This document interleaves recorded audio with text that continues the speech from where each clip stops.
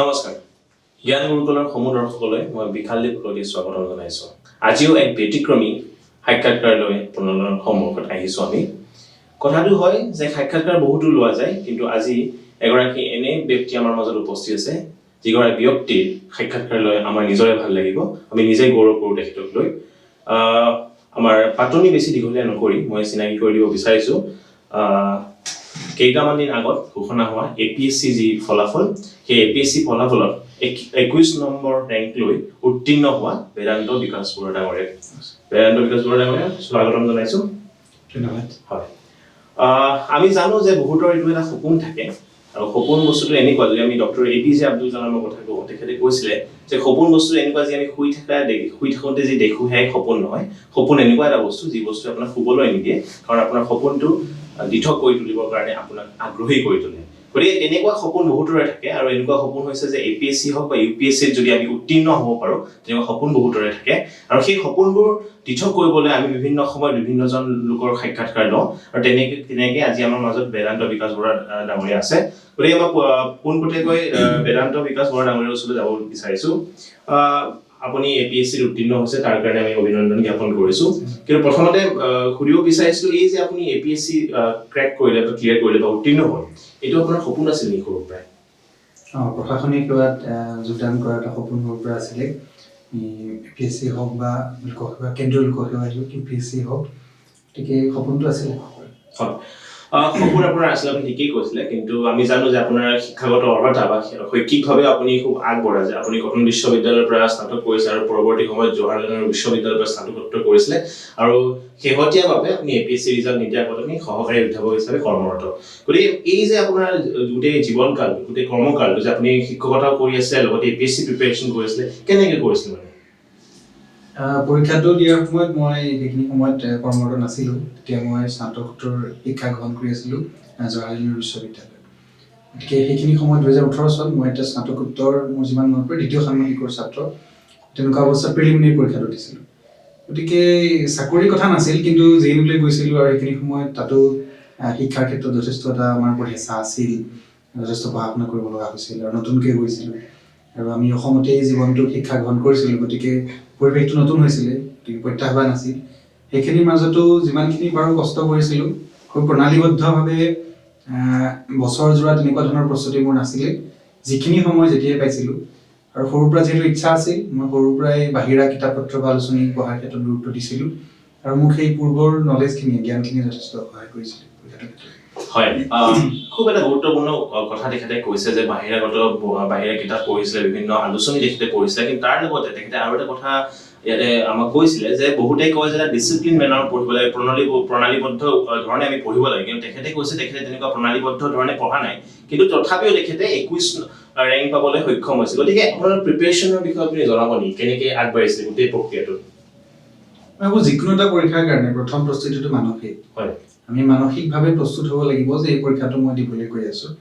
পৰীক্ষা বুলি নহয়, জীৱনৰ যিকোনো সিদ্ধান্তৰ কাৰণে, আৰু এইখিনিৰ কাৰণে মই এইখিনি যোগ্যতা আহৰণ কৰিব লাগিব, বা মই নিজকে এনেকৈ ধৰণে প্ৰস্তুত কৰিব লাগিব। গতিকে সেই মানসিক প্ৰস্তুতিটোতে আমাৰ বহুতখিনি কথা সোমাই পৰে, যে মই কি কৰিব লাগিব, কি কৰিব নালাগিব, মোৰ দুৰ্বলতা কি, মোৰ শক্তি কোনখিনি। সেই গোটেইখিনি যেতিয়া আমি এবাৰ আমাৰ ধাৰণা হৈ যাব, মই ভাবোঁ তাৰ পিছৰখিনি খুব সহজ হয় কৰিবৰ কাৰণে। তাৰ পৰৱৰ্তী সময়খিনিত আমি সকলোৱে এতিয়া জানো, যিকোনো ধৰণৰ অনলাইনত মাত্ৰ এটা ক্লিকৰ প্ৰয়োজন। আমাৰ ইণ্টাৰনেটত কি কিতাপ পঢ়িব লাগে বা কেনেকৈ ধৰণে প্ৰস্তুতি চলাব লাগে, সেইখিনিতো আছেই। ডিচিপ্লিন হ'ব লাগিব, ডিচিপ্লিন এটা মানে খুব নিয়ম নীতি মানি চলা, শৃংখলাবদ্ধ এটা ইয়াত প্ৰচেষ্টাৰ প্ৰয়োজন। কিয়নো চিলেবাছখন যথেষ্ট ডাঙৰ, আৰু বস্তুবিলাকৰ ক্ষেত্ৰত পুনৰ যিটো মানে আলোচনা, নিজৰ ৰিভিজনৰ খুব দৰকাৰ, কাৰণ বস্তুবিলাক একেবাৰতে মনত নৰয়। আৰু এটা শিক্ষাৰ পৰীক্ষা যিকোনো, আৰু APSC বা প্ৰশাসনীয় পৰীক্ষাৰ পাৰ্থক্য আছে। ইয়াত জ্ঞান নালাগে, ইয়াত ক্লেৰিটি লাগে, স্পষ্টতা লাগে, যে এইখিনি বস্তু মৌলিক অধিকাৰ কেইটা মই জানো, সেইখিনি জ্ঞান, কিন্তু কোনকেইটা মৌলিক অধিকাৰ জৰুৰীকালীন অৱস্থাত থাকিব, কোনকেইটা মৌলিক অধিকাৰ বিদেশী মানে নাগৰিকসকলেও গ্ৰহণ কৰিব পাৰে, অকল ভাৰতীয় নহয়, সেই সিমানখিনিলে মই যেতিয়া যাম সেইখিনি স্পষ্টতা, গতিকে ইয়াত স্পষ্টতা লাগে, জ্ঞান নহয়। আপুনি খুব ধুনীয়াকৈ কথাটো ক'লে যে স্পষ্টতা লাগে, ক্লিয়াৰিটি লাগে, যি কথা আপুনি ক'লে। কথা এটা হয় যে আমি বহু সময় দেখিছিলোঁ যে আমি যেতিয়া স্কুলত পঢ়োঁ বা কলেজত পঢ়োঁ যে আমি কিছুমান বস্তু পঢ়ি আমি লিখি দিওঁ গতিকে APSC যোনটো প্ৰিপেৰেশ্যন আমি যোনটো কওঁ তাতে কনচেপ্টৰ কিমান কিমান এটা গুৰুত্বপূৰ্ণ ভূমিকা আছে যে আমি কিছুমান বস্তু আমি মনত ৰাখিবই লাগিব তাৰ উপৰি কনচেপ্টৰ কিমান গুৰুত্বপূৰ্ণ ভূমিকা আছে মোৰ ক্ষেত্ৰততো ধাৰণাইহে মোক স্থানটো দিছে কাৰণ মই পঢ়িবলৈ খুব কম সময় পাইছিলোঁ মই মাত্ৰ মেইনছৰ আগত এমাহ ভালদৰে পঢ়িছিলোঁ তাৰ আগত মোৰ নিজৰ পৰীক্ষা আছিল ইউনিভাৰ্চিটি মই ভাবোঁ মোৰ পূৰ্বৰ যিবিলাক ধাৰণা আছিল সেইখিনি যদি স্পষ্ট আছে মই দুটামান উদাহৰণ দিব খুজিছোঁ আমি স্কুলৰ দিনতে পঢ়িছিলোঁ যে মহাত্মা গান্ধীয়ে ভাৰতৰ স্বাধীনতা সংগ্ৰামত কেনেকুৱা এটা অৱদান আগবঢ়াইছে ভূমিকা পালন কৰিছে প্ৰশ্নটো এনেকুৱা হ'ব পাৰে যে মহাত্মা গান্ধী নাথাকিলে ভাৰতৰ স্বাধীনতা সংগ্ৰাম কেনেকুৱা হ'লহেঁতেন সেইটো স্পষ্টতা সেইটো নিজস্ব চিন্তা এতিয়া ব্ৰিটিছে আমি জানো যে কলিকতাত ৰাজধানী স্থাপন কৰিছিল তেওঁলোকৰ প্ৰথম ব্ৰিটিছে প্ৰশাসনীয় কেন্দ্ৰ হিচাপে ল'লে দিল্লীত ইতিমধ্যে এটা ষ্ট্ৰাকচাৰ আছিল গাঁথনি আছিল দিল্লী ইতিমধ্যে ৰাজধানী আছিল মোগল সাম্ৰাজ্য তেতিয়াও যদিও বন্দী নোমোৱা অৱস্থাত আছিল জীয়াই আছিল তথাপিতো কলিকতাত কিয় বাছি ল'লে দিল্লী এটা কেন্দ্ৰবিন্দুৰ নিচিনা কলিকতাৰ মূৰত কিয় কলিকতাক বাছি ল'লে তেতিয়া আমাৰ জিঅ'গ্ৰাফী আহি গ'ল সেই প্ৰশ্নটো এনেকৈ ধৰণে প্ৰশ্ন কৰিব লাগিব বস্তুবিলাকৰ আৰু সেইটো যেতিয়া আমি কুৱেশ্যন কৰিম ধাৰণাটো ক্লিয়াৰ হ'ব আৰু স্কুলীয়া জীৱনৰ পৰা হ'ব লাগে তেতিয়া মই ভাবোঁ পৰীক্ষাবিলাক সহজ হয় এনেই মুখস্থ কৰি গ'লে মই ভাবোঁ আৰু এটা কিছুমান কথা আছে পৰীক্ষাটো আমি 6 ঘণ্টা দিব লাগে আগবেলা 3 ঘণ্টা পাছবেলা 3 ঘণ্টা 6 ঘণ্টা সময় আগবেলা এখন পেপাৰ দি মুখস্থ কৰি দিব পাৰোঁ পিছবেলালৈ আৰু মই ভাবোঁ ইমানখিনি মুখস্থ ৰখা হিউমেনলি ইম্পচিবল গতিকে স্পষ্টতা লাগিব কনচেপ্ট লাগিব ধাৰণা লাগিব হয় কনচেপ্টৰ বিষয়ে আমি কথা পাতিলোঁ এটা খুব গুৰুত্বপূৰ্ণ বিষয় এই কাৰণে কাৰণ বিভিন্নজনে আমাক প্ৰশ্ন সোধে যে প্ৰিপেৰেশ্যন কৰোঁতে অকল আমি মুখস্থ কৰিবলৈ মানে কনচেপ্ট লাগিব তেখেতে যি ক'লে আমাক সেই যিখিনি ৰিমেম্বাৰ কৰা বা মনত ৰখা স্মৃতি সেইখিনিও লাগিব লগতে কনচেপ্টো লাগিব মই আৰু এটা প্ৰশ্ন আপোনাক সুধিব বিচাৰিছোঁ যে বহুতেই যে কয় এটা নিৰ্ধাৰিত সময় পঢ়িলে APSC বা UPSC আমি ক্লিয়াৰ কৰিব পাৰোঁ যে মই বহুকেইজন ব্যক্তিক যেতিয়া লগ পাইছিলোঁ তেখেতসকলে কৈছিলে অভিজ্ঞ ব্যক্তি বা তেখেতসকলো বিভিন্ন সময়ত প্ৰশাসনিক বিষয় আছিলে যে 16 ঘণ্টাৰ এটা পিৰিয়ড কয় যে 16 ঘণ্টা পিৰিয়ডটো আমি যদি ভালদৰে কণ্টিনিউৱাছলি এবছৰ পঢ়িব পাৰোঁ তেতিয়াহ'লে আমি যিকোনো প্ৰশাসনিক পৰীক্ষা আমি ক্লিয়াৰ কৰিব পাৰিম UPSC হওক APSC হওক এই বিষয়ত আপুনি কি ভাবে এটা নিয়মটো আমাক লাগিবই যে যেনেকৈ আমি পঢ়োঁ কিন্তু সেই সময়টো নিৰ্ধাৰিত সময়ত লাগে নেকি APSC বা UPSC ক্লিয়াৰ কৰিবৰ কাৰণে মই UPSC ক্ষেত্ৰত মন্তব্য নকৰোঁ মই নিজে APSCটো পাছ কৰা নাই APSC ক্ষেত্ৰত মোৰ অভিজ্ঞতাটো এয়াই আছিল যে মই পঢ়িবলৈ তেনেকৈ ইচ্ছাকৃতভাৱে নহয় মই পোৱা নাছিলোঁ সময় গতিকে আমাৰ নিজৰ এটা ব্যস্ততা আছিলে মই আকৌ পঢ়িবলগীয়া হয় কাৰণ চিলেবাছ ইমান ডাঙৰ 16 ঘণ্টা পঢ়িব লাগে নে মই নাজানো এইটো সম্ভৱ হয় নে মই সেয়াও নাজানো কিন্তু মানসিক কিছুমান মই এইটো সৰু কথা কৈছোঁ কিবা এটা বস্তু পঢ়িলোঁ মই তাৰপিছত ৰাস্তাৰে খোজকাঢ়ি গৈ আছোঁ মই ভাবিব লাগে যে আজি এইটো বস্তু পঢ়িছিলোঁ এইটোক লৈ প্ৰশ্ন এনেকুৱা হ'ব পাৰে প্ৰথম বাক্যটো মই এইটো লিখিম শেষৰ বাক্যটো মোৰ এইটো হ'ব 150 ৱৰ্ডছত মই এনেকৈ সামৰি থ'ম এই যিটো মেণ্টেল ৰিভিজন মই ভাবোঁ সেইটো দৰকাৰ সেইটো আপুনি 16 ঘণ্টা কৰিব পাৰে যে শোৱাৰ আগত মই দিনটোত কি পঢ়িলোঁ এই ধৰণে মই এটা যদি মানসিক ৰিভিজন এটা কৰোঁ মই সেইখিনি দৰকাৰ তাৰ বাহিৰে কষ্টটো কৰিবই লাগিব কাৰণ চিলেবাছ ইমান ডাঙৰ বস্তুবিলাকৰ সম্পৰ্কে মই বাৰে বাৰে কৈ আছোঁ যে নলেজ দৰকাৰ নাই নলেজটো এনেই এদিন পঢ়িলে কিবা এটা বস্তু জানিলে লিখি দিব সেইটো নহয় ইয়াত ক্লেৰিটি লাগিব আৰু ক্লেৰিটিটো বাৰম্বাৰ পঢ়াৰ ফলত আহে গতিকে সেইখিনি যত্ন কৰিব লাগিব সেইখিনি অধ্যৱসায় কৰিব লাগিব তাৰ পৰাতো কোনো বাচিব নোৱাৰে মই ভাবোঁ 7-8 ঘণ্টাৰ প্ৰস্তুতি দৰকাৰ হয় কাৰণ পৰীক্ষাটো এনেকুৱা ধৰণৰ ৰিভিজনবিলাক নকৰিলে বস্তুবোৰ পাহৰি যোৱা যায় আজি ভাৰতবৰ্ষৰ যদি অকল ভূগোলেই আমি চাওঁ 3টা প্ৰকাৰৰ পৃথিৱীৰ ভূগোল ভাৰতৰ ভূগোল অসমৰ ভূগোল এনেকুৱা ধৰণৰ আছে হিষ্ট্ৰীও 3টা পাৰ্ট হৈ যায় এই গোটেই বস্তুবিলাক ধাৰণাটো হ'লেওতো মনত ৰাখিব লাগিব সেই বস্তুখিনি অকণমান ৰিভিজন কৰিলে মই ভাবোঁ সহজ হয় ৰিভিজনৰ কথা আপুনি খুব ধুনীয়াকৈ ক'লে যে আমি কেনেকৈ ৰিভিজন কৰিব লাগে আৰু এটা মই কথা আপোনাক জানিব বিচাৰিছোঁ আপোনাৰ পৰা যে আমি যিটো প্ৰিপেৰেশ্যন কৰোঁ সেই প্ৰিপেৰেশ্যন আমি কিতাপ পঢ়িলেও বাহিৰা আমি নিউজ পেপাৰ বা আলোচনী পঢ়িলেও ঠিকে আছে মানসিক প্ৰিপেৰেশ্যন APSC খুব গুৰুত্বপূৰ্ণ কাৰণ এবছৰৰ এটা দীঘলীয়া পৰিক্ৰমা এটা কঠিন যাত্ৰা যিটো যাত্ৰাত আপুনি এইটো কেতিয়াবা আপোনাৰ মনত ডাউট হৈ যায় কেতিয়াবা কিছু সময়ত যে মই ক্লিয়াৰ কৰিম নে নাই এই মানসিক যোনটো প্ৰিপেৰেশ্যন সেই মানসিক প্ৰিপেৰেশ্যনটো আপুনি কি ভাবে ছাত্ৰ ছাত্ৰীসকলে কেনেকৈ কৰিব লাগে মোৰ ক্ষেত্ৰত এটা ভাল আছিল মই খুব প্ৰাৰ্থনা কৰোঁ মই ভগৱান বিশ্বাসী খুব গতিকে মই পুৱা গধূলি এটা নিৰ্দিষ্ট সময় প্ৰাৰ্থনা কৰোঁ আৰু মোৰ ক্ষেত্ৰত প্ৰাৰ্থনাই মোক এটা মানসিক প্ৰশান্তি দিয়ে আৰু স্থিৰতা দিয়ে যিটো দৰকাৰ গতিকে মই সেইটো ব্যক্তিগতভাৱে সেইটো কৰিছিলোঁ আৰু মই অলপ ভগৱানৰ লগত কথা পাতিও ভাল পাওঁ যিকোনো সমস্যা হ'লে মই মানুহক কোৱাতকৈ মই ভগৱানৰ লগতে শ্বেয়াৰ কৰি ভাল পাওঁ সেইটো এটা কথা দৰকাৰ দ্বিতীয়তে মোৰ কিছু সংখ্যক বন্ধু আছিলে আমি 3জন বন্ধুৱে পৰীক্ষাটো দিছিলোঁ খুব ভাল বন্ধুৱে তাৰে আৰু এজনে পাছ কৰিছে গতিকে আমি ফোন কৰোঁ পুৰণা পেপাৰবিলাক উলিয়াই আমি কথা পাতোঁ, ফোনতে আমি পেপাৰবিলাক এনালিচিছ কৰোঁ, যে এইটো পইণ্ট লিখিম, এইটো শুদ্ধ, এইটো ভুল, সেইটো আমি কৰিছিলোঁ। আৰু নহ'লেও মই সেইখিনি সময়ত গোলাঘাটতো আছিলোঁ, গতিকে মই দিল্লীৰ পৰা গুচি আহিছিলোঁ। তাৰ আগৰখিনিতো মোৰ তেনেকুৱা সময় নাছিলেই, প্ৰায় মই মাজৰাতি কেতিয়াবা পঢ়োঁ এনেকৈ উলিয়াই লৈ। এতিয়া মোৰ 2-এজন শিক্ষক বা এনেকুৱা মোৰ বন্ধু আছিল, মই তেওঁলোকৰ লগত গৈ বিভিন্ন বিষয়ৰ কথা পাতোঁ, বেলেগ বেলেগ বিষয়, সেইখিনিয়ে মোক সতেজ কৰি ৰাখে। সেইটো তেনেকৈ ধৰণে কৰিছিলোঁ। আৰু ইউটিউবত ভিডিঅ' বা গানটো শুনাই হয়, গতিকে মই গান শুনি ভালো পাওঁ। আৰু পুৰণা cricket match, football, badminton, hockey, কিবা কিবি এইবিলাক এনেকুৱা ধৰণৰ স্পৰ্টছৰ এইবিলাক চাই থকা যায়। এনেকৈ ধৰণেই আচলতে নিজকে ৰেডি কৰিব লাগে। হয়, আপুনি আকৌ এটা খুব গুৰুত্বপূৰ্ণ কথা কৈছে তেখেতে, যে যেতিয়া আমি মানসিক প্ৰিপেৰেশ্যন কথা কওঁ, অকল পঢ়ি থাকিলেই নহ'ব, নিজৰ মানসিকভাৱে আমি সবল হ'ব লাগিব, ষ্টেবল হ'ব লাগিব, আৰু তাৰ কাৰণে বিভিন্ন প্ৰক্ৰিয়া হাতত ল'ব পাৰোঁ। গতিকে অলপ আমি প্ৰিপেৰেশ্যনৰ বিষয়ে এতিয়া জানিম। আমাৰ 3টা প্ৰক্ৰিয়া থাকে, যিটো আমাৰ APSC পৰীক্ষা, যেনেকৈ আমাৰ প্ৰিলিমিনাৰী, মেইনছ আৰু ইণ্টাৰভিউ। বহুতৰ এটা কৌতূহলৰ সৃষ্টি হয়, কাৰণ আপুনি প্ৰিলিমিনাৰী, মেইনছখিনি আপুনি পুৰণি কুৱেশ্যন পেপাৰ আপুনি ছল্ভ কৰিব, বিভিন্ন বস্তু আপুনি পঢ়িলে। এই যোনটো ইণ্টাৰভিউত চবৰে কৌতূহল, যে কি প্ৰশ্ন সুধিব, কেনেকৈ সুধিব, আমি কেনেকৈ উত্তৰ দিম। গতিকে মই সুধিব বিচাৰিছোঁ, এই ইণ্টাৰভিউটো কেনেকুৱা, আপুনি অলপ বুজাই দিব নেকি, আৰু কেনেকৈ আমি প্ৰস্তুত কৰিব লাগে ইণ্টাৰভিউটোৰ কাৰণে, মেইনছ ক্লিয়াৰ কৰাৰ পিছত? সাক্ষাৎকাৰটো এটা ব্যক্তিত্বৰ পৰীক্ষা, গতিকে আমি প্ৰথম অৱস্থাত সেইটো ক্লিয়াৰ হ'ব লাগে, যে মোৰ জ্ঞানৰ পৰীক্ষা ইয়াত নহয়। মই উত্তৰ কি দিছোঁ, সেইটোতকৈ উত্তৰ কেনেকৈ দিছোঁ, সেইটো এই ক্ষেত্ৰত গুৰুত্বপূৰ্ণ। কাৰণ মোৰ জ্ঞানৰ পৰীক্ষা ইতিমধ্যে প্ৰাৰম্ভিক আৰু লিখিত পৰীক্ষাত হৈ গৈছে। মই ভাবোঁ আটাইতকৈ শ্ৰেষ্ঠতম উপায়টো হ'ল, মই নিজে যিটো কৰিছিলোঁ, নিজকে এজন ACS অফিচাৰ বুলি ভাবিব লাগে। ইণ্টাৰভিউলৈ সোমাই যাওঁতে, যে বহুতে ACS অফিচাৰ এজন কেনেকৈ বহিব, উত্তৰ দিওঁতে কোনটো প্ৰশ্নত এজন ACS অফিচাৰে কেনেকৈ ৰিয়েক্ট কৰিব, সেই কথাখিনি যদি এবাৰ মানসিকভাৱে ভাবি লোৱা যায়, যে মই এজন ছাৰ্ভিচত থকা ACS অফিচাৰ আৰু মই এটা ইণ্টাৰভিউ ফেচ কৰিছোঁ, মই ভাবোঁ সেইখিনিয়ে যথেষ্ট। আৰু নোৱাৰা যিখিনি প্ৰশ্ন থাকে, সেইখিনি খুব সুন্দৰকৈ নোৱাৰোঁ বুলি স্বীকাৰ কৰি ল'ব লাগে, ক্ষমা খুজিব লাগে, এনেকুৱা ধৰণৰ। আৰু তেওঁলোকে মোৰ যি বিশ্বাস নিজৰ অভিজ্ঞতাৰ পৰা, মই ইণ্টাৰভিউত কিমান নম্বৰ পাইছোঁ তেওঁলোকে বাৰু গম পোৱা নাই, তথাপিও মই ভাবোঁ যে তেওঁলোকে নম্বৰ সেইখিনি চাবলৈ, তেওঁলোকে কিমান জানে সেইটো চাবলৈ ইণ্টাৰভিউটো কৰা নাই, তেওঁ ছাৰ্ভিচটোৰ কাৰণে উপযোগী হয় নাই। এজন মানুহে তেওঁৰ জ্ঞান আছে, তেওঁ নম্বৰ পাইছে, মেইনছ ক্লিয়াৰ কৰিছে, কিন্তু তেওঁ প্ৰকৃতাৰ্থত সেই সেৱাটোৰ কাৰণে, এইটো এটা অন্ততঃ স্পৰ্শকাতৰ সেৱা, এফালে খুব দায়িত্বপূৰ্ণ সেৱা। ৰাজহুৱা জীৱনৰ বহুত প্ৰশ্ন জড়িত থাকিব, আৰু ভৱিষ্যতে তেওঁ বিভিন্ন সময়ত আইন শৃংখলাকে ধৰি ৰাজহুৱা স্বাৰ্থজনিত বহুতখিনি বিষয়ত তেওঁ সিদ্ধান্ত ল'ব লাগিব। যদি ব্যক্তিজন মানসিকভাৱে বা ব্যক্তিজনৰ মানসিকতা, তেওঁৰ এটিটিউড, এই গোটেইখিনি ছাৰ্ভিচটোৰ কাৰণে উপযোগী হয় নে নহয় সামগ্ৰিকভাৱে, সেই বস্তুখিনিহে পৰীক্ষা কৰে। গতিকে কিছুমান বস্তুটো জানিবই লাগিব, বেছিক নিজৰ অঞ্চলটোৰ বিষয়ে, নিজৰ নামটোৰ পৰা আৰম্ভ কৰি সেই কথাখিনি জেনেৰেল এৱেৰনেছ এটাত পৰি যায়। সেইখিনি কথা জানিবই লাগিব, নিজৰ অঞ্চলটো, নিজৰ নদীখন, নিজে পঢ়ি অহা স্কুল, কলেজ, এইখিনি কথা জানিব লাগিব।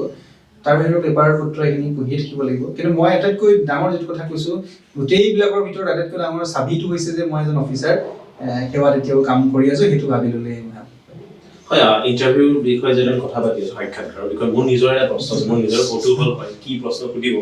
এটা খুব শুনিব পাওঁ যে কথা এটা কয় যে চিটুৱেশ্যন কিছুমান থ্ৰ' কৰে, যে এনেকুৱা চিটুৱেশ্যন আপুনি কি কৰিব, সেইটো তেনেকুৱা যেতিয়া আমাক চিটুৱেশ্যন দিয়া হয়, তেনেকৈ সেই পৰ্যায়ত আমি কেনেকৈ উত্তৰ দিয়াটো ভাল, মানে আপোনাৰ মতে, বা তেনেকুৱা আপুনি পাইছিল নেকি আপোনাৰ ইণ্টাৰভিউ যেতিয়া লোৱা হৈছিলে?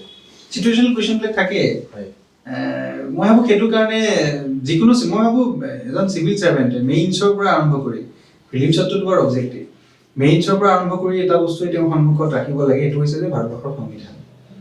গতিকে তেওঁৰ যিকোনো উত্তৰ, মই এটা সৰু কথা ক'লোঁ, প্ৰশ্নটো আহিব পাৰে যে আপোনাৰ সপোনৰ ভাৰতবৰ্ষখন কেনেকুৱা, তো আপুনি নিজৰ সপোনৰ কথা কোৱাতকৈ সংবিধানৰ প্ৰস্তাৱনাৰ কথা কওক, যাতে এই ভাৰতবৰ্ষৰ যিটো অবজেক্টিভ ৰিজলিউশ্যন, তাতে ভাৰতবৰ্ষৰ সপোন নিহিত আছে। সেই উত্তৰবিলাক কওঁতে আমি যিবিলাক বস্তু পঢ়িছোঁ সংবিধানৰ, তেনেকুৱা ধৰণৰ ৰেফাৰেঞ্চ যদি দিব পাৰোঁ, যে কিবা এটা প্ৰশ্ন সুধিছে, চিটুৱেশ্যন এটা দিছে, প্ৰব্লেম এটা দিছে, আমি সাংবিধানিকভাৱে যাব লাগিব, আইনে কি কৈছে সেইফালৰ পৰা যাব লাগিব। তেতিয়া মোৰ নিজৰ অপিনিয়নৰ কথা নাহে এইবিলাকত, ইয়াত সংবিধানে কি কৈছে, বা কোনটো বস্তু যুক্তিসংগত, কোনটো বস্তু আইনসংগত, সেইখিনি কথাই আমি ক'ব লাগিব। মোৰ ব্যক্তিগত অপিনিয়নৰ কথা নাহে, সেইটো এটা। আৰু দ্বিতীয়তে আপুনি কিবা এটা কথা কৈছিলে, মই সুধিছিলোঁ যে এই চিটুৱেশ্যনেল কুৱেশ্যনবিলাকত এনেকুৱা ধৰণৰ যে দায়িত্বটো বুজি ল'ব লাগে। ধৰি ল'লোঁ এনেকুৱা ধৰণৰ প্ৰশ্ন, এইবিলাক প্ৰশ্ন সুধিছে, মোকো সুধিছে বা মোৰ বন্ধু বান্ধৱী কিবা এজনক সুধিছে, যে ধৰি লওক আপোনাৰ DC অফিচাৰ এটা চাকৰি ওলাইছে, তাৰ কাৰণে 2জন কেণ্ডিডেট আহিছে, এজন খুব মেধাৱী ছাত্ৰ আৰু এগৰাকী বিধৱা মহিলা, যাৰ সন্তান আছে, এজন শিক্ষা গ্ৰহণ কৰি আছে, তেওঁক চাকৰিটো খুব দৰকাৰ, আপুনি কি কৰিব? এইটো খুব সহজ স্থিতিত চালে আমি ক'ব যে মেধাৱী ছাত্ৰজনক চাকৰি দি দিম, দায়িত্ব শেষ। কিন্তু সেইটো নহয়। এইখিনিতে আমি চিভিল ছাৰ্ভেণ্টৰ পাৰ্চপেক্টিভটো বুজিব লাগিব যে মোৰ জিলাখনত থকা প্ৰত্যেকজন নাগৰিকৰ জীৱনৰ সুৰক্ষাটো মোৰ প্ৰধান দায়িত্ব যিকোনো ডিচি তাৰ পিছত আইন শৃংখলা তাৰ পিছত ডেভেলপমেণ্ট আহি থাকিব গতিকে সেইটো কাৰণে কি কৰিব লাগিব সেই বিধৱা মহিলাগৰাকী এক নম্বৰ তেওঁ সমাজৰ ডিসএডভান্টেজ সেকশন এটা বিলং কৰে মই উইক সেকশন বুলি কোৱা নাই তেওঁ মহিলা দ্বিতীয়টো বিধৱা এটা ডিসএডভান্টেজ সেকশন হা সুবিধা বহুতখিনি পোৱা নাই গতিকে সেই মহিলাগৰাকীৰ কাৰণে আমি তেওঁ ক'ব যে আমাৰ উইডো পেনশন আছে বিধৱা পেনশন স্কিম আছে বা অন্যান্য স্কিম আছে দ্বিতীয়তে এনজিও বিলাকৰ লগত ডিস্ট্ৰিক্ট এডমিনিষ্ট্ৰেশ্যনৰ বহুত ভাল সম্পৰ্ক থাকে সেই ধৰণে যদি তেওঁক এটা আমি এটা উপযুক্ত দিব পাৰো উত্তৰটো দুইটা বস্তু চাব লাগিব তেনেকুৱা তো আৰু এটা মই উদাহৰণ দিওঁ কেতিয়াবা এনেকুৱা প্ৰশ্ন হয় যে আগতে হৈছিল আপোনাৰ মিছেছ আমি এখন জিলাৰ উপায়ুক্ত আপোনাৰ পত্নী এখন স্কুলৰ হেডমিষ্ট্ৰেছ আৰু তেওঁ এগেইনষ্ট এটা কমপ্লেইন আহিছে যে তেওঁ মিড ডে মিলত মধ্যাহ্ন ভোজনত ডাঙৰ স্কেম কৰিছে দুৰ্নীতি কৰিছে আপুনি কি কৰিব গতিকে সেইবিলাকত আমি সাৱধান হ'ব লাগে আমি চিধাই কৰিব নোৱাৰো যে তেওঁক এৰেষ্ট কৰিম মই কেনেকৈ এৰেষ্ট কৰিম মই ক'ব লাগিব যে যিটো কমপ্লেইন অভিযোগ আহিছে প্ৰথম ইনভেষ্টিগেশ্যন হ'ব আৰু ইনভেষ্টিগেশ্যনৰ পিছত যদি গম পাওঁ তেওঁ দোষী গতিকে মই চিধাই এইটোও ক'ব নোৱাৰো যে মই তেওঁক শাস্তি দি দিম তেতিয়া তেওঁ উল্টাই মোক ধৰিব কাৰণ সমাজ এখনক সাক্ষী কৰি মোলৈ তেওঁ বিয়া হৈ আহিছে তেওঁৰ প্ৰতি মোৰ দায়িত্ব আছে নহ'লে মোক উল্টাই ধৰিব যে আপুনি নিজৰ স্বাৰ্থত নিজৰ পত্নীগৰাকী যিটো বিশ্বাস কৰে আপোনাক তেওঁকো আপুনি বিশ্বাসঘাতকতা কৰিছে তেওঁৰ প্ৰতি দায়িত্ব আছে গতিকে মই ক'ম যে এনেকুৱা ধৰণৰ দুৰ্নীতিৰ যিটো অভিযোগ প্ৰমাণিত হৈছে আপুনি চাৰেণ্ডাৰ কৰক আমি যিমান পাৰোঁ আইনৰ গণ্ডিত সহানুভূতিশীলতাৰে আমি ডিল কৰিম যদি সেইটো নকৰে আইনে নিজৰ ৰাস্তা ল'ব সেইটোৱে উত্তৰ ইয়াত আৰু মই এৰেষ্ট কৰিম এই ধৰণৰ নহয় আইনে নিজৰ ৰাস্তা ল'ব এজ পাৰ ল এইটো কাম হ'ব গতিকে এই শব্দবিলাক লৈ বা উত্তৰবিলাক লৈ সাৱধান হ'ব লাগে হয় গতিকে তেখেতে কোৱা কথাৰ পৰা আমি এটা কথা ধাৰণা কৰিব পাৰিছো যে যেতিয়া আমি উত্তৰটো দিম অলপ টেকনিকেল হ'ব লাগিব আৰু ষ্ট্ৰেইট ফৰৱাৰ্ড হ'ব লাগিব আৰু এটা বিষয় খুব গুৰুত্বপূৰ্ণ বিষয় এটা আমি আলোচনা কৰিম যে কোৱা হয় যে যিকোনো ইউপিএসসি বা এপিএসসি পৰীক্ষাত উত্তীৰ্ণ হ'লে আমি কিছুমান কোচিং কৰিব লাগে বা কিছুমান মেটেৰিয়েল আমি ল'ব লাগে এতিয়া দেখা গৈছে বিভিন্ন ছাত্ৰ ছাত্ৰীয়ে সেই কোচিংবোৰ লয় গতিকে ইউপিএসসি বা এপিএসসি মই এপিএসসি বুলি আহিছো যেটা আপুনি এপিএসসি উত্তীৰ্ণ এপিএসসি পৰীক্ষাত উত্তীৰ্ণ হ'বলৈ কোচিংৰ প্ৰয়োজন হয় জানো বা লাগিবই নেকি কোচিং হোৱাকে উত্তীৰ্ণ হ'ব নোৱাৰি নেকি মই নিজেতো কোচিং লোৱা নাছিলোঁ গতিকে মই ভাবোঁ দৰকাৰী নহয় যদিহে নিজৰ এটা প্ৰণালীবদ্ধ এপ্ৰ'চ থাকে কিন্তু কোচিঙে বস্তুটো অলপ ইজি কৰে সেইটো মই কওঁ কাৰণ মানে নিজে পঢ়ি পেলাই মানে এই পৰীক্ষাবিলাকত এটা পৰিসীমা নিৰ্ণয় কৰাটো খুব টান যে এতিয়া মই ইণ্ডিয়ান হিষ্ট্ৰী মোক যদি ইণ্ডিয়ান হিষ্ট্ৰী এনচিয়েণ্ট হিষ্ট্ৰী বুলি কৈ দিয়ে মই কোনখিনি পঢ়িম এখন অন্তহীন মানে সাগৰ সেই সাগৰত সাঁতুৰি নাতুৰি ফুৰি পেলাই বহুদিন পিছত ৰিয়েলাইজ কৰা যায় যে মই এইখিনিলৈকে আহিব লাগে এইখিনিৰ পৰা মই বিয়ন যিখিনি গ'লোঁ সেইখিনি মই ভুলতে গ'লোঁ এইখিনি পৰীক্ষাত নাহে সেই সীমাটো কোচিঙে নিৰ্ণয় কৰি দিয়ে তেওঁলোকে মেটেৰিয়েলখিনি প্ৰিপেয়াৰ কৰি ভালদৰে দিয়ে যিবিলাক ভাল কোচিং চেণ্টাৰ মই অসমৰ ইমান আইডিয়া নাই কোচিং চেণ্টাৰবোৰ কেনেকুৱা মই মন্তব্য নকৰোঁ সেইটো ক্ষেত্ৰত গতিকে যিখিনি আমাৰ মই দিল্লীত থাকোঁতে দেখিছিলোঁ আমাৰ যথেষ্টখিনি মোৰ সহপাঠীয়ে কোচিং কৰিছিলে সেইখিনি হেল্পফুল যদি কোনোবাই এফৰ্ড কৰিব পাৰে যদি আৰ্থিকভাৱে সবল তেনেধৰণে কোচিং ল'ব পাৰে আৰু যদি সেইখিনি নাই মই ভাবোঁ হতাশ হোৱাৰ দৰকাৰ নাই আল্টিমেটলি নিজে কষ্ট কেনেকৈ কৰিছে নিজে পঢ়িছে কি কোচিঙে বাদ এটাহে দিব কষ্টখিনি নিজেই কৰিব সেইটো কোচিঙে দিব পাৰে কোচিং হাৰ্ড ৱৰ্কৰ ছাবষ্টিটিউট হ'ব নোৱাৰে বিকল্প গতিকে যিসকলৰ এই প্ৰশ্নটো উদয় হয় যে কোচিং আমি ল'ব লাগিব নে নালাগে তেখেতে খুব ধুনীয়াকৈ ক'লে যে কোচিং এটা বিকল্প হ'ব পাৰে কিন্তু আপোনালোকে নিজে পঢ়া শুনা কৰিবই লাগিব আৰু পঢ়া শুনা কৰিলেহে এই পৰীক্ষাটো উত্তীৰ্ণ হ'ব পাৰি আমি অনুষ্ঠান সামৰিম এটা প্ৰশ্ন দি আপুনি অনুষ্ঠানটো সামৰিম গতিকে এতিয়া আপুনি এজন প্ৰশাসনিক বিষয়া অভিনন্দন জ্ঞাপন কৰিছোঁ গতিকে সেইটোৱে প্ৰশ্ন আপোনাক সুধিছিলে যে ভৱিষ্যতৰ অসমখন কেনেকুৱা ভৱিষ্যতৰ ভাৰতখন কেনেকুৱা জানিব বিচাৰিছোঁ যে অসমত বিভিন্ন সমস্যা আছে বিভিন্ন সমস্যাৰে অসম জৰ্জৰিত গতিকে এজন প্ৰশাসনিক বিষয়া হিচাপে আপুনি কি দেখে অসমৰ ভৱিষ্যত আৰু কি বিচাৰে অসমৰ পৰা কি কৰিব বিচাৰে আচলতে অসমৰ ভৱিষ্যত খুব ভাল সেইটো ক্ষেত্ৰত মোৰ কোনো এই নাই সমস্যা থাকে সমস্যা থাকিবই আমি যিহেতু এখন উন্নয়নশীল ৰাষ্ট্ৰ আমি ঔপনিবেশিক শাসনৰ অধীনত আছিলোঁ বহুত বছৰ গতিকে মই ভাবোঁ সেই ৰাষ্ট্ৰখনে যদিও যিটো গতিত হ'ব লাগে আমি আশা কৰা ধৰণে হয়তো বহুত ক্ষেত্ৰত পিছ পৰি আছে কিন্তু মই ভাবোঁ উন্নতি কৰি আছে আৰু এতিয়া বহুত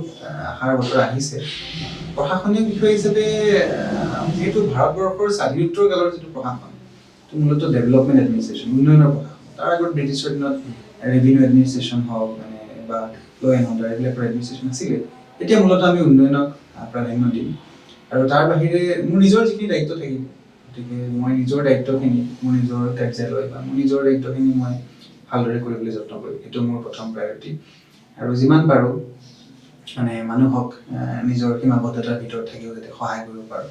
কাৰণ আমি খুব সাধাৰণ বেকগ্ৰাউণ্ডৰ পটভূমিৰ পৰা আহিছোঁ, আমি বস্তুবিলাক সাধাৰণভাৱে দেখি আছোঁ আজিৰ দিনটোলৈকে বা জইন কৰা দিনটোলৈকে। আমি বুজি পাওঁ সাধাৰণ মানুহে কোনখিনি ক্ষেত্ৰত সমস্যা পাব বা কেনেকুৱা। গতিকে এজন মানুহকো যদি সহায় কৰিব পাৰোঁ, আৰু তাৰ উপৰিও নিজা কিছুমান মোৰ সপোন আছে, আমি এডমিনিষ্ট্ৰেশ্যনক লৈ মই এইবিলাক নকওঁ, দীঘল হ'ব। গতিকে সেইখিনি মই ধৰি লওক স্কুলবিলাকলৈ গ'লোঁ, কাৰণ ভিতৰুৱা অঞ্চলত মোৰ পষ্টিং হ'ল, মোৰ স্কুলবিলাকলৈ গ'লোঁ, যিবিলাক স্কুলত কাহানী আৰু পঢ়া-শুনাৰ বিষয়ে ষ্টুডেণ্টে দেখা নাই। মই গৈ কিবা দিব পাৰিম নে নাজানো, কিন্তু মই যেতিয়া তেওঁলোকৰ সন্মুখত থিয় হ'লোঁ প্ৰাৰ্থনা সভাত, মই সেইটো ডাঙৰ মেছেজ। আমি জীৱনত এইটো পোৱা নাছিলোঁ। এতিয়া বহুত স্কুলে আছাম ট্ৰিবিউন পেপাৰখন দেখা নাই, প্ৰান্তিক আলোচনীখন দেখা নাই। মই কেইটকামান যদি পইচা খৰচ কৰি নিজৰ জেপৰ পৰাই দিলোঁ যে আছাম ট্ৰিবিউনখন এবছৰীয়া গ্ৰাহক কৰি দিলোঁ, পাৰ ইয়েৰ আহক, মানে পাৰ ডে আহক বা পাৰ মান্থ আহক, তেওঁলোকে পঢ়ক, সেইখিনি মই কৰিব পাৰি। বা কোনো দিন পঢ়া-শুনাৰ বিষয়ে নোযোৱা গাঁও এখনত এনেই থিয় হৈ দিব পাৰি। মই ভাবোঁ সিমানখিনি কৰাটো কোনো বাধা নিদিয়ে। সেই তেনেকুৱা ধৰণৰ কিছুমান সৰু সৰু আছে। আমি আশা ৰাখিছোঁ আপোনাৰ সেই পৰিকল্পনাবোৰ সম্পূৰ্ণ কৰিব পাৰে।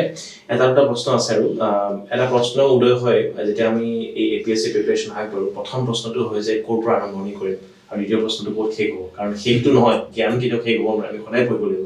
গতিকে আপুনি যে অলপ সহজ ভাষাত আমাক ক'ব পাৰে বা দৰ্শকসকলক ক'ব পাৰে যে যেতিয়া আমি এটা APSC প্ৰিপেৰেশ্যন আগবাঢ়িম, ক'ৰ পৰা আৰম্ভ কৰিম, মানে মোৰ সেইটো জানিবলৈ মোৰো ইচ্ছা যায়। ক'ৰ পৰা আৰম্ভ কৰিম, ক'ত শেষ হ'ব, কেনেকৈ আৰম্ভ কৰিম?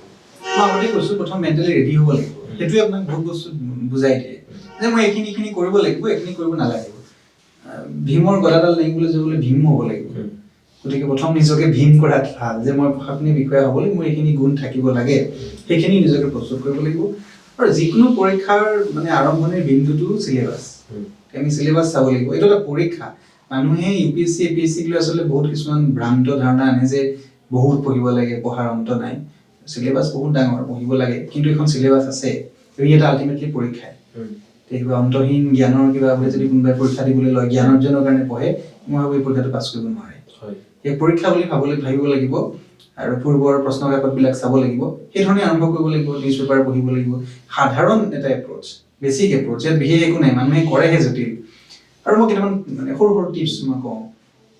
ধৰি লওক বানপানী হৈ আছে, বাতৰি কাকতত গোটেই জিলাবিলাকৰ নদীৰ নাম আহি থাকে যে আমুক নৈ আমুকখন জিলাত 20খন গাঁও জলমগ্ন কৰিলে বা উটুৱাই লৈ গ'ল।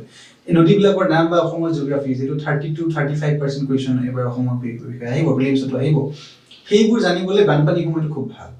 তেনে এখন বহি বনালোঁ, পাভ নৈখন ক'ত আছে, সোৱণশিৰি নৈখন ক'ত আছে, আমাৰ যদি নিজৰ জিলাৰ নৈবিলাক বা ডাঙৰ নৈকেইখন, ব্ৰহ্মপুত্ৰখন কেনি আহি কোনখনে পাক লৈ ক'ত সোমাইছে, কি নাম লৈছে, এই গোটেইখিনি যদি আমি জানো, সেইখিনিৰ কাৰণে বানপানী সময়টো খুব ভাল, এই নদীবিলাক চাবলৈ।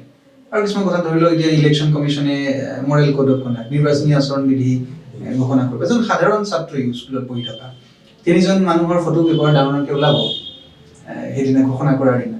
গতিকে তেওঁ ইমিডিয়েট চাব লাগে নিৰ্বাচনী আয়োগনো কি, আৰু ভাৰতত কেনেকুৱা ধৰণৰ এনেকুৱা সাংবিধানিক সংস্থা আছে, তেওঁলোকৰ কাম কি, কেতিয়াৰ পৰা নিৰ্বাচনী আয়োগৰ 3জন সদস্য হ'ল বা এনেকুৱা হ'ল। এই ধৰণে যিটো দেখি আছে, কোনোবাই আহি পেলাই প্ৰধানমন্ত্ৰী নৰেন্দ্ৰ মোদী ধৰি লওক মিজোৰামত আহি বাঁহৰ বিষয়ে ক'লে যে বাঁহ খেতি কৰিব লাগে, বা নেশ্যনেল বেম্বো মিছনৰ কথা ক'লে, এই বাঁহৰ বিষয়ে পঢ়ি দিব লাগে যে বাঁহত কেনেকুৱা মাটিত বাঁহ ভাল হয়, কি পদাৰ্থ থকাৰ কাৰণে বাঁহ ভাল হয়, কোনকেইখন ৰাজ্যত বাঁহৰ প্ৰডাকশ্যন ভাল, কেনেকুৱা প্ৰস্পেক্ট আছে নৰ্থ ইষ্টত, কথাবোৰ তেনেকৈ ৰিলেট কৰিব লাগে। আৰু শেষত মই এটাই কথা কওঁ, ধৰি লওক কাকাতীয়া সাম্ৰাজ্য নামৰ এটা সাম্ৰাজ্য আছিলে চাউথত। দা হিন্দু পেপাৰখনত সৰু এটা বাতৰি আহিছিল যে কাকাতীয়া কিংডমৰ সাম্ৰাজ্যৰ এটা মুদ্ৰা উদ্ধাৰ হৈছে, সৰু বাতৰি এটা আহিছিল। নেক্সট ইয়েৰ UPSC প্ৰিলিমছৰ প্ৰশ্ন আছিল যে তলৰ কোনটো, 1 নম্বৰ প্ৰশ্নটো, তলৰ কোনটো কাকাতীয়া সাম্ৰাজ্যৰ ইম্পৰ্টেণ্ট বন্দৰ। ৰিলেশ্যনটো তেনেকুৱা ধৰণৰ। ইয়াত সুধিছে এটা সাধাৰণ মুদ্ৰা উদ্ধাৰ হৈছে, কিন্তু ইয়াত আহিছে কোনটো ইম্পৰ্টেণ্ট বন্দৰ, মানে পৰ্ট। গতিকে সেই ধৰণে ৰিলেট কৰি পেলাই পঢ়িব লাগিব। কাৰেণ্ট এফেয়াৰ্ছৰ ৰোলটো সেইটোৱে। হয়।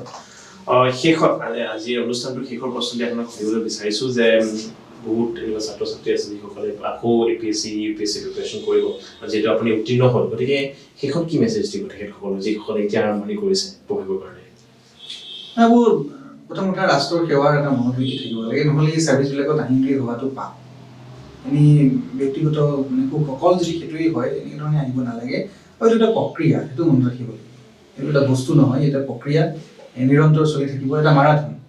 এবাৰ হ'ব পাৰে, দুবাৰ হ'ব পাৰে, 3বাৰ হ'ব পাৰে। আৰু ইয়াত ব্যক্তিগত উত্তৰণ হয়। মোৰ নিজৰ জিলাখন, নিজৰ হিষ্ট্ৰী, নিজৰ ৰাজ্যখন মই অধিক দকৈ আৰু স্পষ্টকৈ জানিবলৈ আৰম্ভ কৰোঁ। সেই মানসিক উত্তৰণটো বা প্ৰক্ৰিয়াটোত যিসকলে নামিব পৰাৰ সাহস আছে, সততা আছে, মানে মনোবল আছে, তেওঁলোকে পৰীক্ষাটো দিবলৈ আহিব লাগে। এনেই মই ভাবোঁ মানে পৰীক্ষাটো যদি এনেই বহিছে কোনোবাই, মোৰ তেনেকৈ ধৰণৰ অলপ অসুবিধা আছে। গতিকে এই এটা সেইখিনি থাকিব লাগিব, সততা থাকিব লাগিব মনত, আৰু মানে ৰাইজৰ কাৰণে কিবা এটা কৰাৰ, ভাল কৰাৰ মনোবৃত্তি এটা লৈ থাকিব লাগিব। হয়, বেদান্ত বিকাশ বৰা ডাঙৰীয়া আছিলে যে আমাৰ মাজত উপস্থিত, তেখেতক ধন্যবাদ জনাইছোঁ এইখিনি সময় দিয়াৰ বাবে, আৰু পুনৰ এবাৰ অভিনন্দন জনাইছোঁ। আশা ৰাখিছোঁ আপোনাৰ কাৰ্যকালত আমি ভাল দেখিম আকৌ পুনৰ। গতিকে দৰ্শকসকল, এয়া আছিল বেদান্ত বিকাশ বৰা ডাঙৰীয়া, আৰু আপোনালোকক সকলোকে আজি আমি আশাবাদী যে আপোনালোকে এই অনুষ্ঠানটো চাই ভাল পালে, আৰু যি অনুষ্ঠানত তেখেতে যি কথা ক'লে, এইবোৰ সৰু সৰু টিপছ দিলে, কথাবোৰ ক'লে, আপোনালোকে সেইবোৰ পালন কৰি নিজৰ APSC বা UPSC প্ৰিপাৰেশ্যন কৰিব, আৰু আশাবাদী যে আপোনালোকেও ভাল ফল কঢ়িয়াই আনিব, আপোনালোকেও এই পৰীক্ষাত উত্তীৰ্ণ হ'ব। গতিকে পৰৱৰ্তী ভিডিঅ'ৰ বাবে চাই থাকিব জ্ঞান গুৰুকুল, আৰু লগতে ছাবস্ক্ৰাইব, লাইক আৰু শ্বেয়াৰ কৰিবলৈ নাপাহৰিব। আজিৰ কাৰণে ইয়াতে এৰিছোঁ, ধন্যবাদ।